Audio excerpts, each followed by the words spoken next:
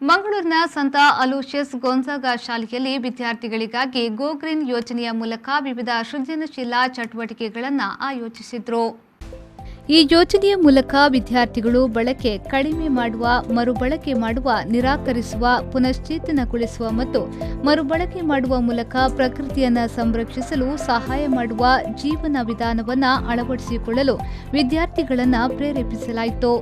ಸಂಸ್ಥೆಯ ಪ್ರಾಂಶುಪಾಲರಾದ ವಂದನೀಯ father Melvin Anil ಲೋಬೋಯೆಸ್ಟೆ ಅವರು, ನಾವು ಪರಿಸರ ವ್ಯವಸ್ಥೆಯನ್ನ ಪುನಃಸ್ಥಾಪಿಸುವತ್ತ ಗಮನ ಹರಿಸಬೇಕು.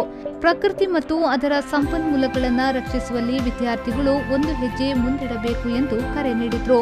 Dear staff, parents and my dear students, the month of July is special to Gonzagaites as the whole school thinks only of going green. The month of July is dedicated for the Go Green project.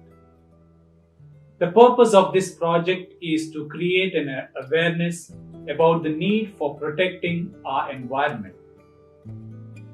This year, United Nations has given a beautiful theme for the World Environment Day.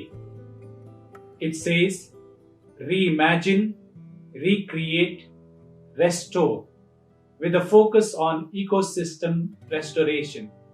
Go green ಯೋಜನೆಯ ಶಿಕ್ಷಕರಾದ Shrimati Deepa Karkada, Shrimati Shilpa Ballal, Jansi speaker ಸಂಯೋಜಿಸಿದ್ರು. ಭಾಗವಹಿಸಿದ ಎಲ್ಲ ವಿದ್ಯಾರ್ಥಿಗಳಿಗೂ ಈ ಪ್ರಮಾಣ ಪತ್ರವನ್ನು ನೀಡಲಾಯಿತು.